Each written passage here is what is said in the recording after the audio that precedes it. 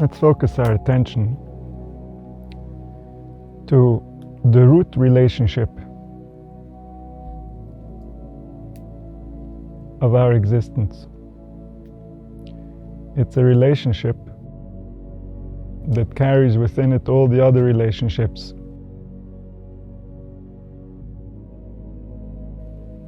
And essentially to the soul, everything is a relationship, because the soul is simple, everlasting.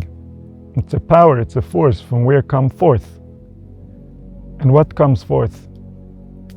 Many relationships. But at the root of these relationships is the relationship we have with existence. The relationship we have with existence is influenced by everything that exists, and the relationship we have with everything that exists.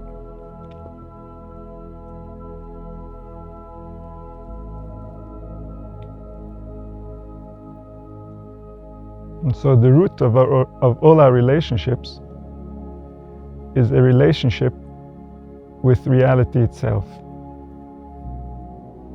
And that's called our relationship with the divine. Why is it our relationship with the divine? Because we can only access the divine to the extent that we have made peace with reality.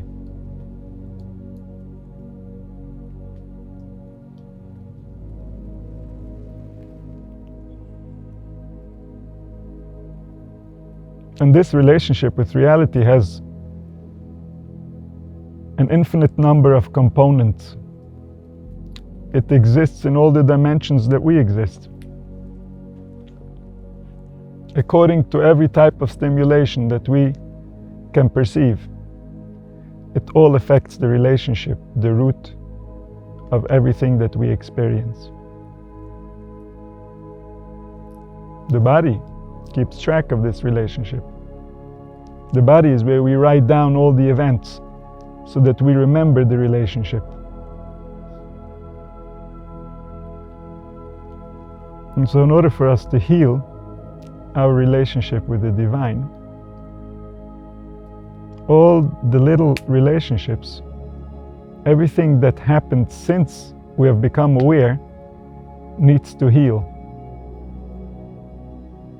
The relationships we have with people, the relationships we have with events, the relationship we have with circumstances, the relationships we have with possessions, the relationships we have with ideas, the relationships we have with our own opinions.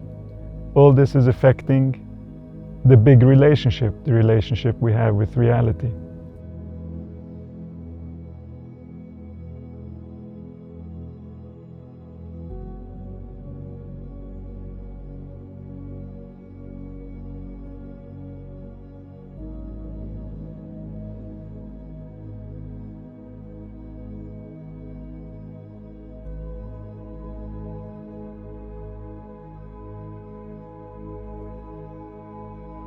And so to have a healthy relationship with reality means that the past has already been digested. We're available to process the present. And what does processing the present mean? It means that we absorb everything within our environment in a way where it's not going to damage our relationship. Our big relationship.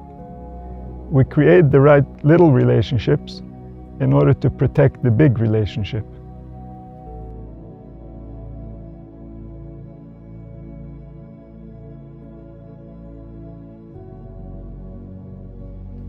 And so if I have a good relationship with the Creator, if I have a good relationship with the Divine, it means that as soon as something happens, I immediately am ready to surrender to that truth, that this is what happened.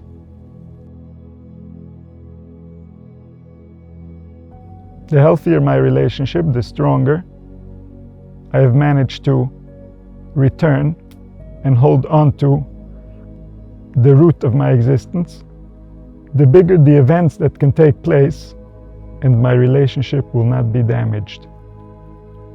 I will immediately be there and ready to process the next moment. Because the relationship is so deep and so meaningful that I wouldn't allow any little relationship to get in the way of the big relationship. I already understood my place, the context of my experience, the parameters of the mission, while I'm embodied in an estranged world, in a world that doesn't recognize who I am, doesn't recognize the importance of my needs and my wants, doesn't recognize that there's no one else here other than human souls that we have to learn how to cater to.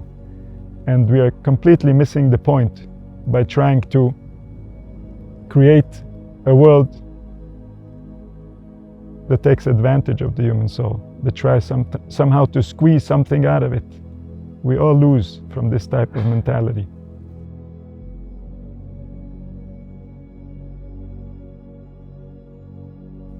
And so the safe environment is an environment that protects the relationship, that has answers to natural human questions, that has explanations for the functions of the human body and the way that we operate, that has insight into what was the intention of creation that made us to be this way.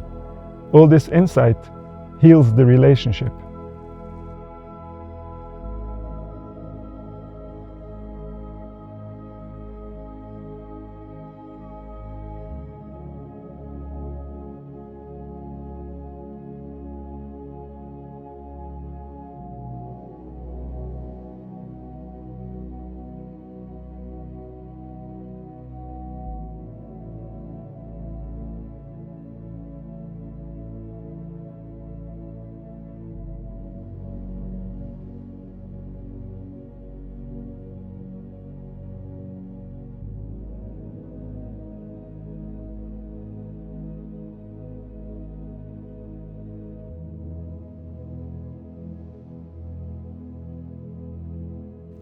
And so the larger the events that I can swallow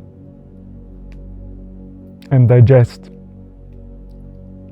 the deeper, the more stable the relationship. Not that I can swallow events because I am ignorant of their importance, but because I know how infinitely important every detail is, and yet, if the king already decided, who is the fool who is going to go out against his decision? If reality already gave its stamp to an event, who is going to argue with that event? This is the nature of trauma, when there is a big argument with an event. And then the relationship gets affected. The big relationship.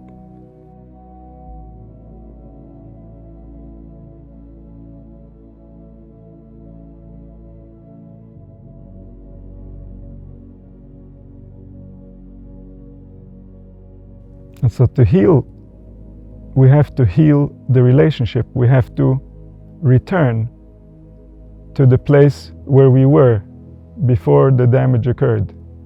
This is the nature of repentance.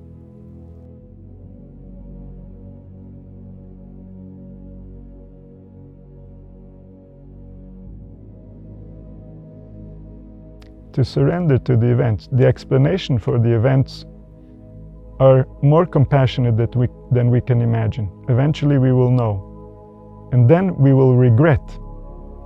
We will regret ruining the relationship over a misunderstanding.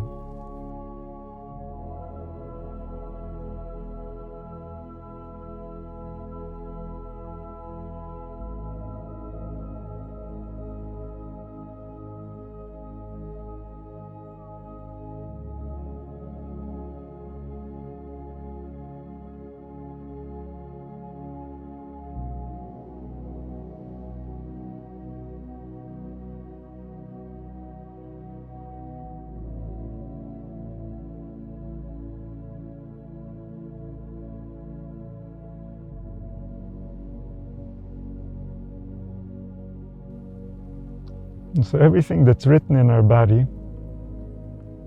is somehow affecting the relationship.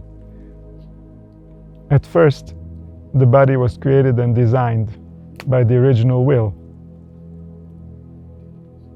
All the details of the body represent the original, clean, new, holy relationship.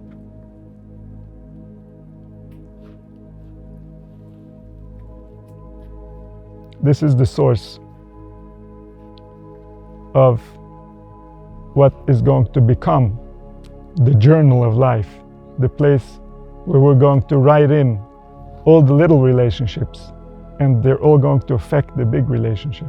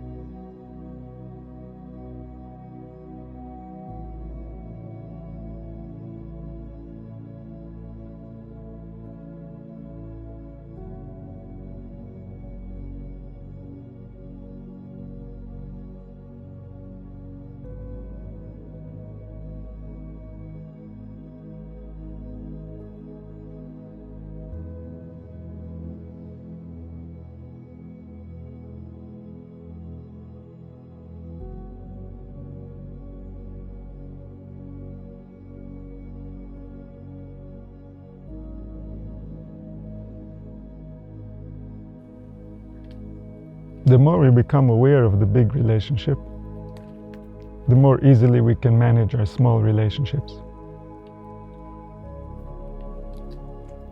The concern of how we are perceived in the eyes of the intelligence that designed us is more concerning than how we are perceived in any human's perception. And so this is the ultimate antidote. The antidote to being afraid of the wrong things is being afraid of the right thing. There's no other way to run away from them. Because fear is part of our nature. It's one of our attributes.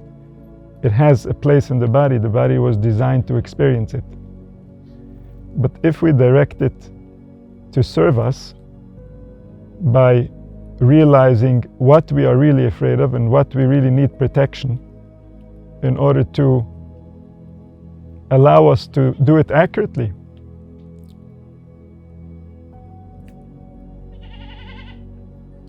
To protect this relationship, we need to educate ourselves, because society will not protect it for us. The exact opposite is the truth today. Society will offend this relationship, and we're going to have to heal it. We're going to have to learn to find a place for ourselves where we can have little relationships that somehow allow for a healthy big relationship.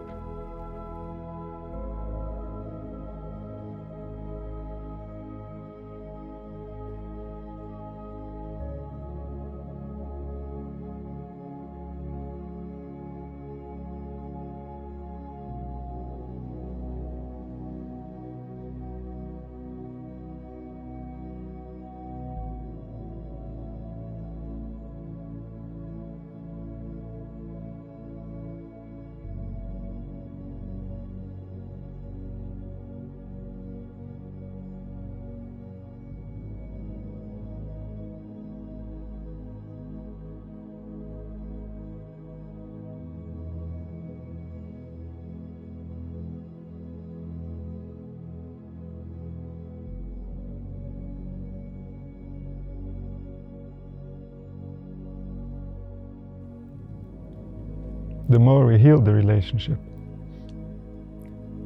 the more our body can do its function. Our body is remembering all the relationships. We, the awareness, can go to many different activities. All the while, the body is holding all of the memories. You choose what to access, but they're always there in the body, even the ones we've forgotten. Everything gets written into the organs, into the brain cells, and into the spirit, and beyond. The angels carry far and wide. The entire universe gets an update.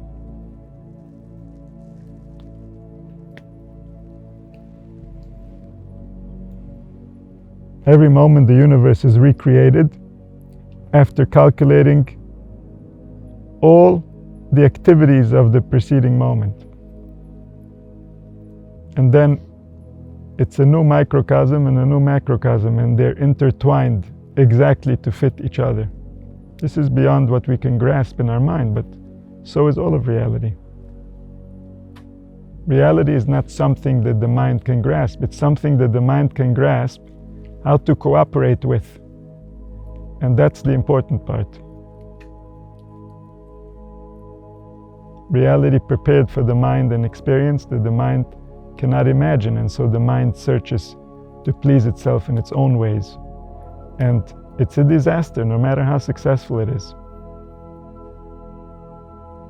The mind has been picking up information from the senses and forgetting the real source of joy, the real source of life, the real source of satisfaction that's created from within. It's created from the being that dwells within the body.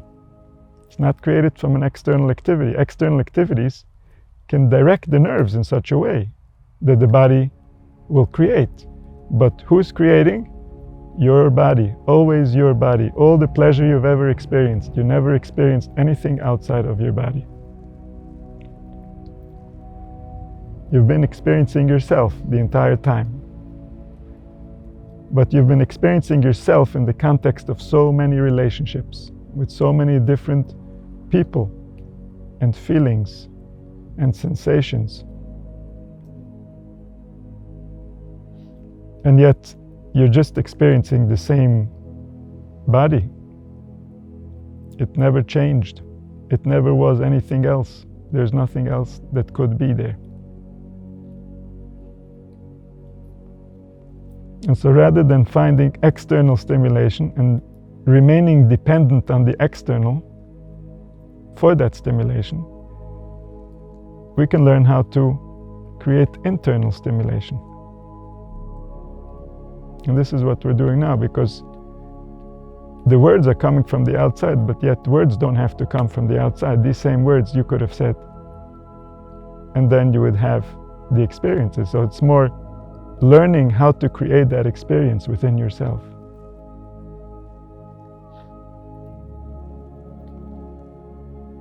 Learning what your heart desires to hear.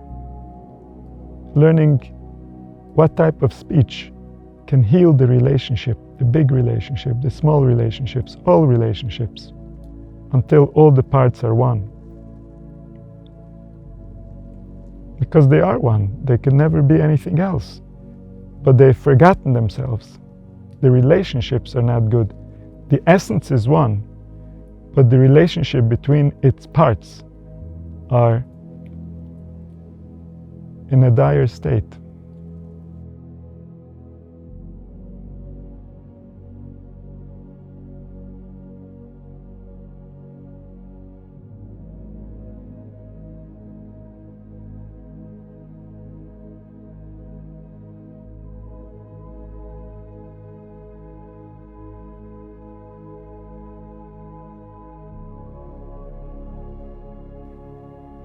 All the organs we have, the entire design of our body was to carry this relationship. Every organ represents a different part of the relationship. The soul is between the heavens and the earth. It's the unit that decides the relationship of how the heavens are going to run earth. It happens within the soul. The soul is at the core of this relationship. And because relationship is at the essence of creation, humans were divided into two different genders so that they can be relationship. Our design is a result of a communication that is being given from beyond, from the places that we can't perceive or understand, but they are speaking to us. They are speaking to us by the very nature of how we are and how we become.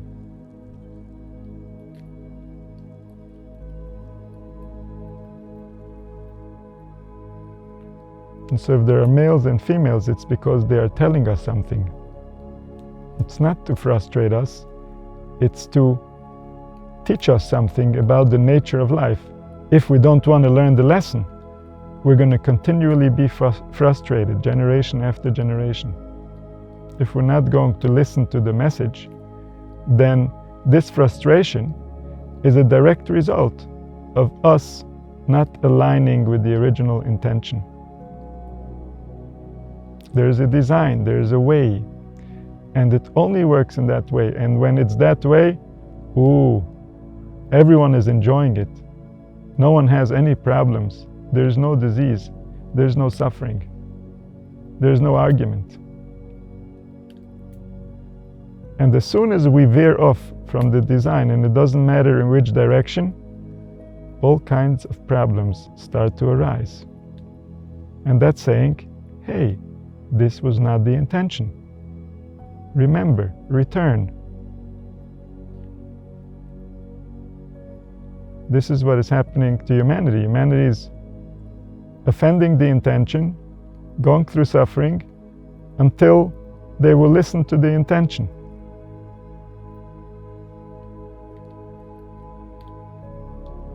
And the intention is not written anywhere except within your own cells, within your own existence, within the intelligence that designed your body, that you're carrying with you.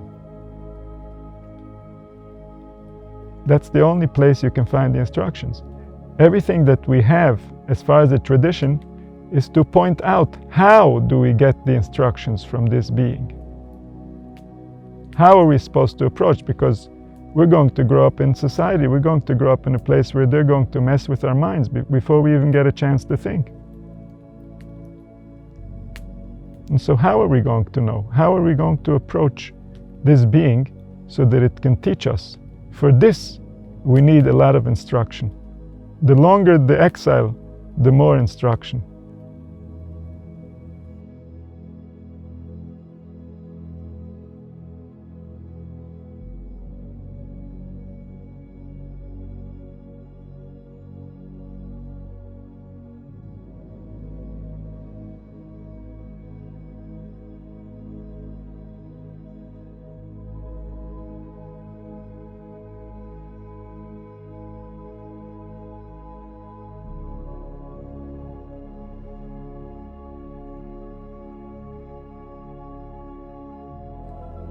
And so the instructions, they hold the place of the relationship when we forget the relationship.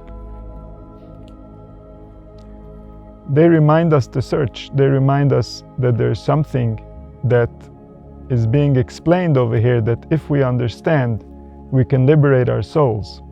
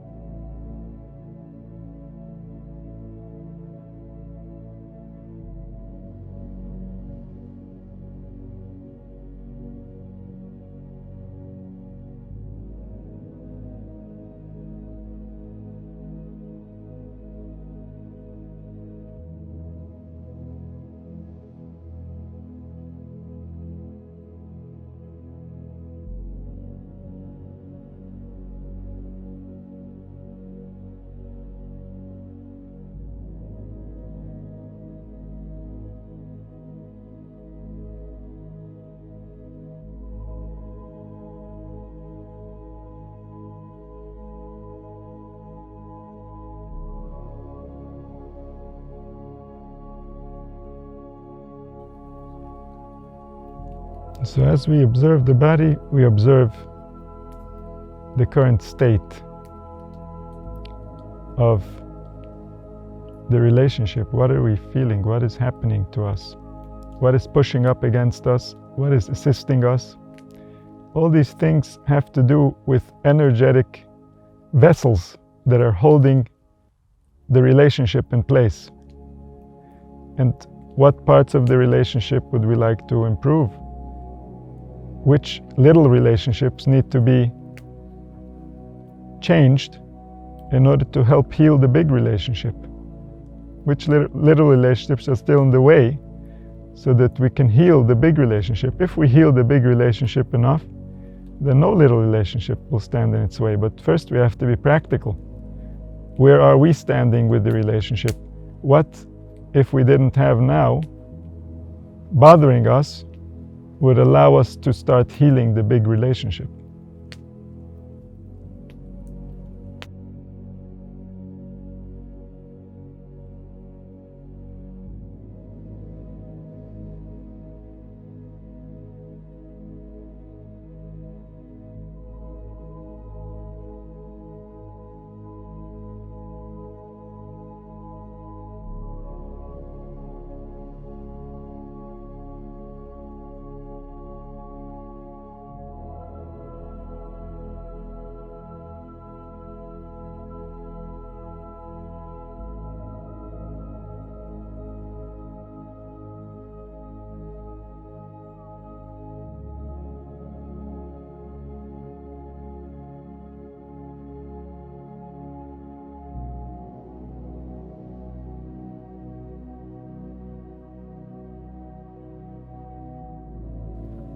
And then the more we heal, the more the relationship becomes real.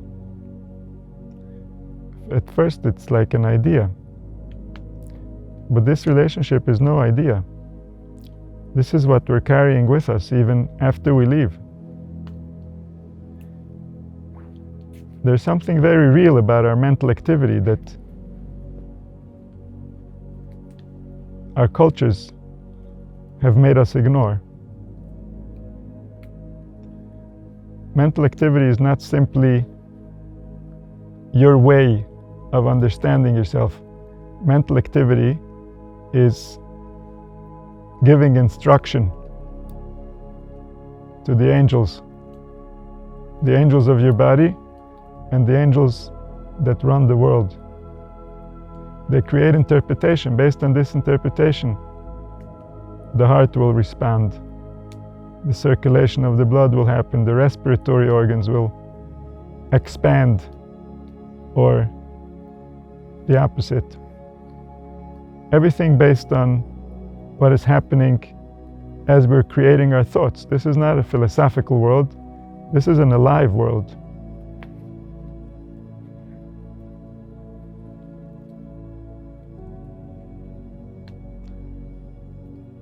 So the way to approach the human being is to realize that he was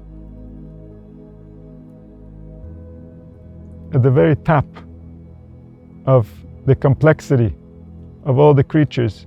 He's the most sophisticated, the most perfect. And so everything within his design is purposeful, is impactful, is powerful.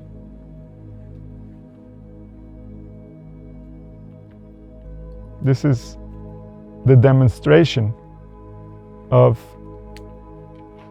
the highest intelligence, the intelligence that made all worlds. This is his demonstration. I'm sitting right within one of his demonstrations.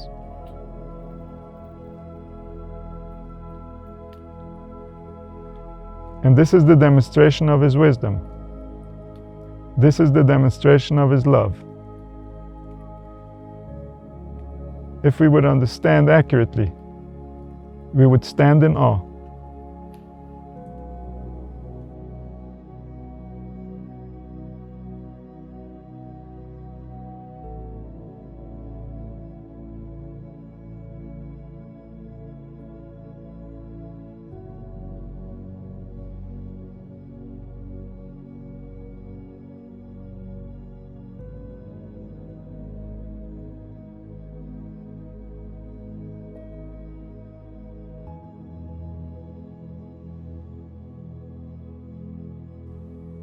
But we can only have access to the extent that our relationship allows for that access. Everyone tastes existence based on the depth of their relationship. No one can go beyond the level of their relationship and get more intimate with existence than the way they interact with all the parts of existence. Their relationship is the sum total of all the parts. If the relationship is deep, then all the parts surrender to the big relationship. If the big relationship is not developed enough, then the parts interfere with the relationship.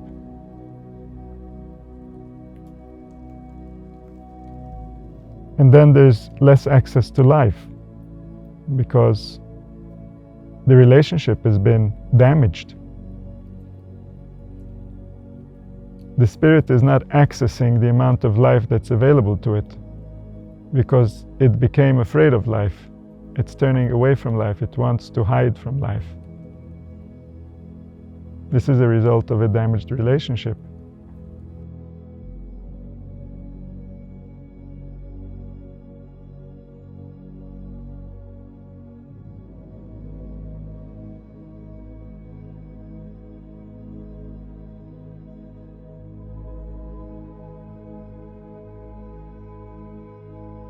And then when we return and we rediscover the relationship, we regret the lack that we caused to ourselves by misunderstanding the nature of the process that we are experiencing. Misunderstanding the attributes that designed the experience. Mistaking human behavior for a demonstration of the divine intent.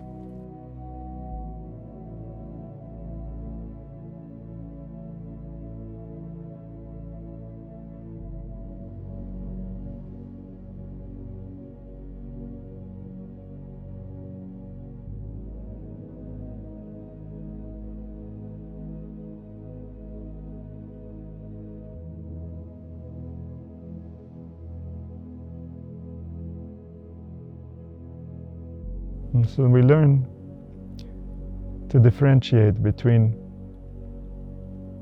the divine and his intent and the humans that have lost access to their divinity. They do not represent the divine. The world today does not represent the divine accurately. Only a wise man could see this world and understand the love and the wisdom that's hidden behind this tragedy. Only if we understand the design and the reason why humans are going through the suffering can we realize the greater good that is hiding behind the suffering. Every suffering is an indication of a violation that will eventually heal. And when it heals, then all of the suffering that was had in order to protect and remember that kindness, to remember that attribute, will be appreciated. If there's suffering, there's violation. If there's violation, there needs to be suffering. Because then there will come a time where there will no longer be any violation. If violation did not lead to suffering, then humanity would remain broken forever. The suffering is what's saving humanity, when humanity will want to follow the truth, when they won't be distracted by the lies. As soon as humanity will wake up and want to follow the truth, the suffering will be the guidelines of what we need to avoid. The suffering speaks and tells us that something has been violated. The principles of the Creator, the principles of the design, the wisdom that loves and cares for us have been violated. We carry that violation, we carry the suffering of that violation for the collective good. Not for us, we do it. We do it out of the kindness of our soul that wants to heal the collective. For that we suffer. If for ourselves, isn't it enough that something was violated, now we need to suffer? That wouldn't be logical. And so we're not suffering for ourselves. We're suffering because if we were not to suffer, when we have been violated, the collective would never heal.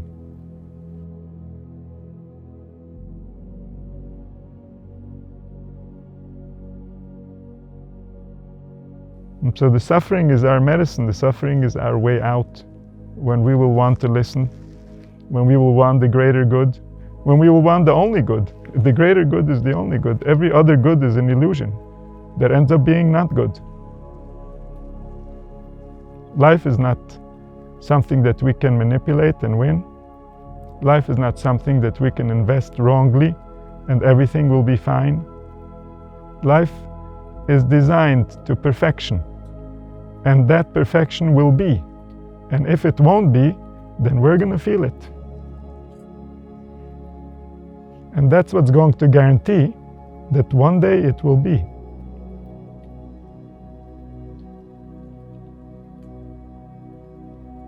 The more the suffering, the more likely that we're close.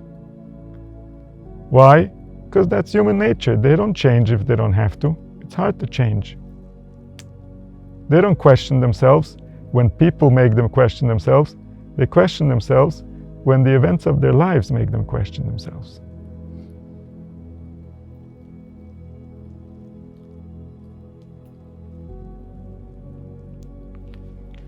And so if we need change, change comes through suffering. Otherwise, people don't want to change. This is just the nature. And people must change, otherwise the suffering will be much longer, much worse. Humans will be designed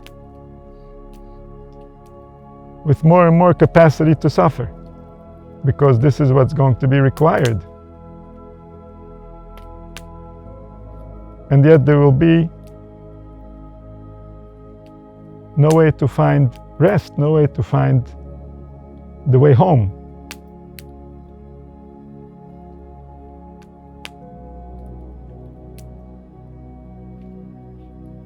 And so every generation is an opportunity. Every generation is a new vessel that's going to have a new relationship, and they're going to inherit all the damage of the previous relationships to see if they can heal it, to see if they can heal the spirit. They're going to receive from the environment everything that was wrong with the relationship with reality.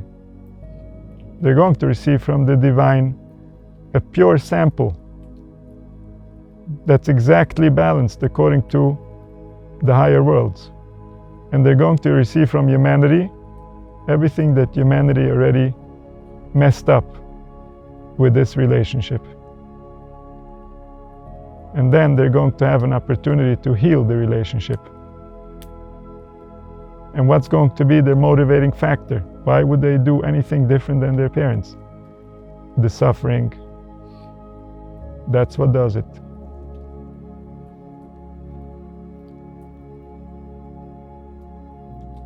It's too hard. Oh, maybe we're doing it wrong. It's going easy. Oh, you see, I know what I'm doing. That's the language. Thumbs up, thumbs down. And so if we're wise, we don't wait to suffer a lot. We immediately return. We immediately wake up. We immediately remember the relationship. Try to heal the relationship. If anything is wrong, it's only because we have neglected the relationship.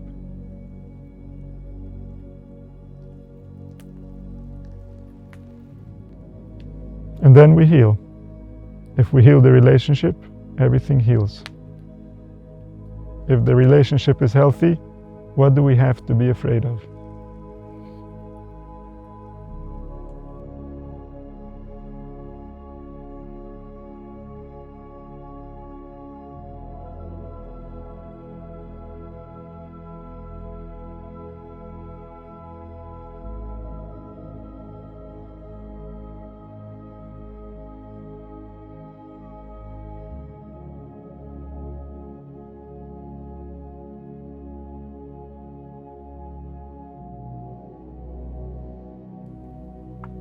And so the more we are wise, the more we always remember, and we don't allow ourselves to lose sight.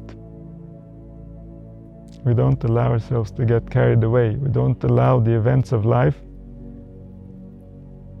to ruin the source from where we receive life.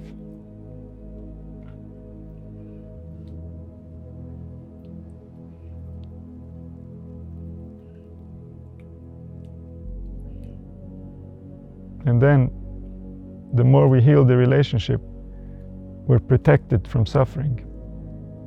There's no need to suffer if we're right there.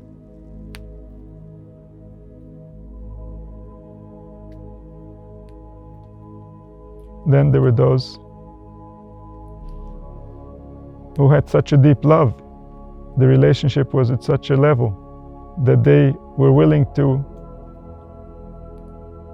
accept on themselves the suffering of others in order to heal the relationship, in order to heal the collective relationship.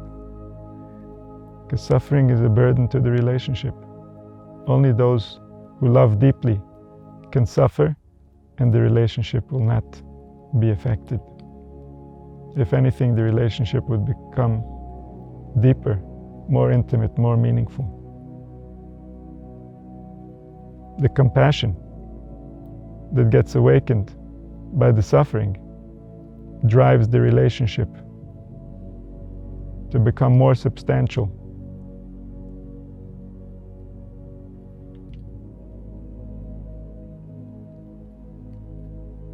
But as long as the relationship is not healthy, the relationship will be ruined if there's too much suffering. Suffering weighs on the relationship. And so we want to return before we are awakened by suffering.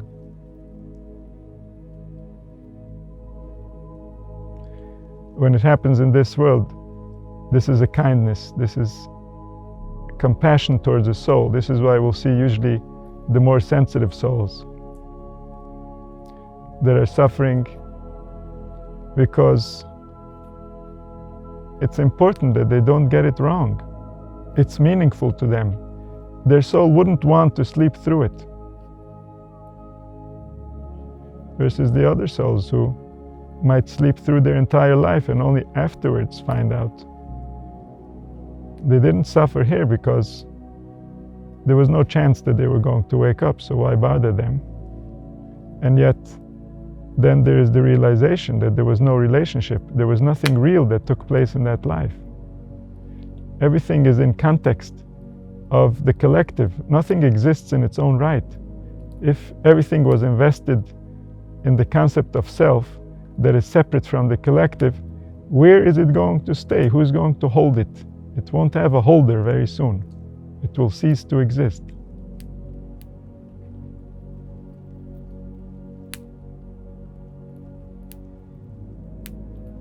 And so if the relationship was non-existent throughout the experience of life, then nothing of that is meaningful to the soul.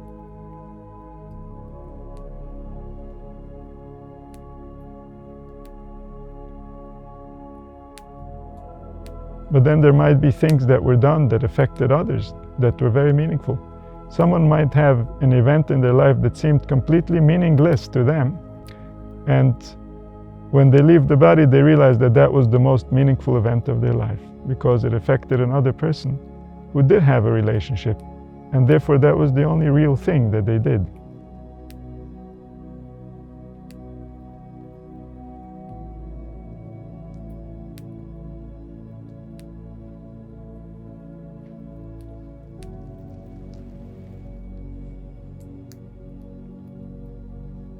And so everything is in context of the relationship, just like everything is in context of the heart.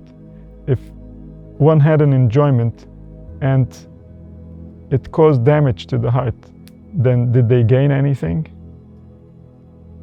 Everything is in relationship to the heart. If we didn't help the heart live more, then we invested life in a place that didn't give us any returns.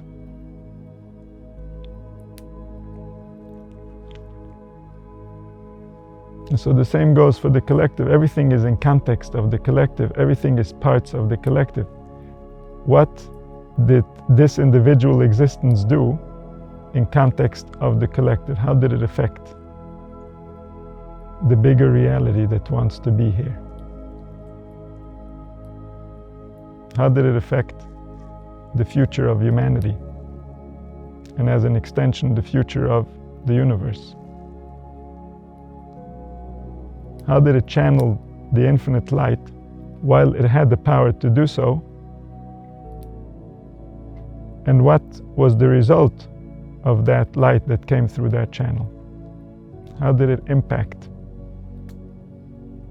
reality at large?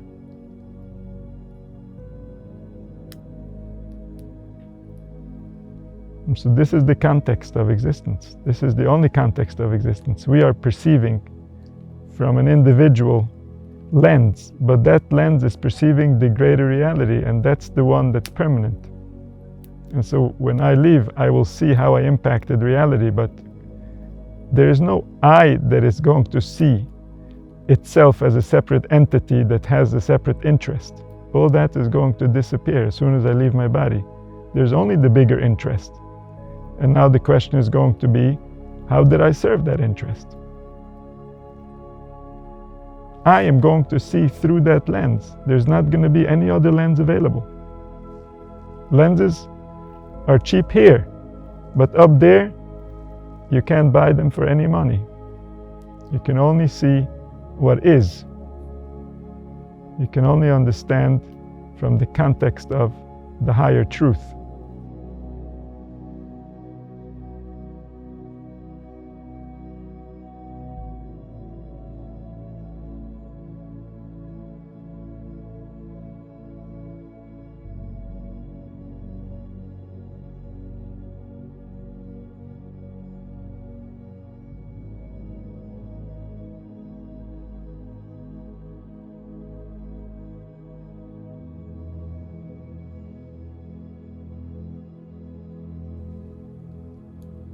And so this relationship goes with us.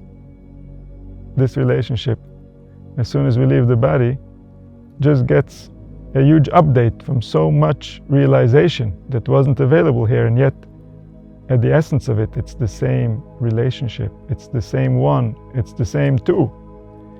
It's the one you're relating to, and it's you. Both of you are going with. And so you, the relationship, him, everything is eternal. The little relationships, they keep morphing into each other.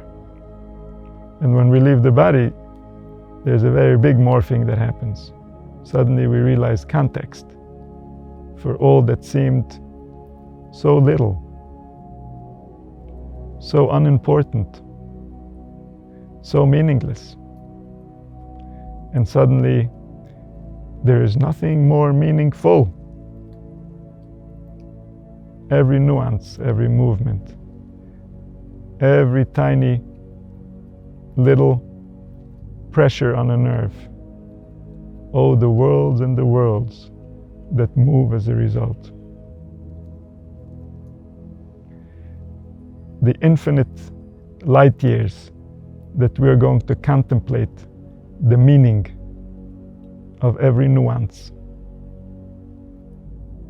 But now we can gather the nuances as we please. What do we want to be busy unraveling and unfolding for eternity?